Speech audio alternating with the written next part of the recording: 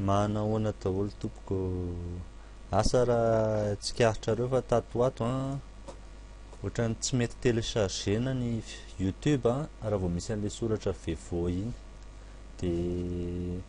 mba ialana amin'iny zany dia tia indray fika vaovao angalana i vidéo amin'ny YouTube sady mampatsara an'ity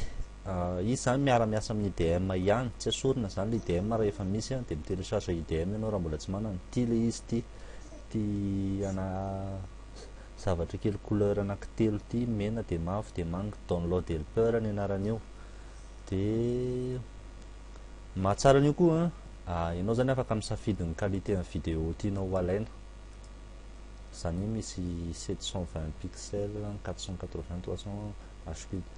zay tianao mihitsy zany fa tsy ohatran'ny IDM hoe FLV dia MP4 dia voalohany indrindra izy io adonne ny Mozilla Firefox dia makeo amin'ny Google fotsiny ianao dia tapé download helper dia ity voalohany indrindra ity dia misy télécharger ajouter à Firefox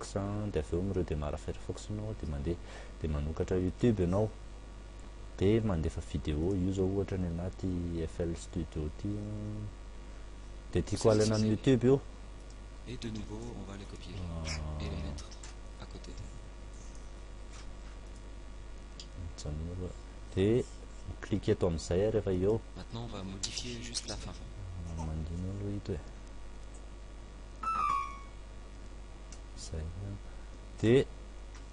tondrono ohatra ity faran'izay ambony indrindra ity zao dia io ny qualité tsara indrindra dia copier URL aloha fa tsy tonga dia ela be io zany raha tonga dia ataonareo hoe téléchargement rapide fa copier URL aloha dia manokatra internet download manager dia ajouter URL dia tonga dia mipetraka ho azy eo iny dia ok dia miandry io 200 méga le izy dia safidinareo zay anasivanareo azy browse dia démarrer zay saotra tompoko okay.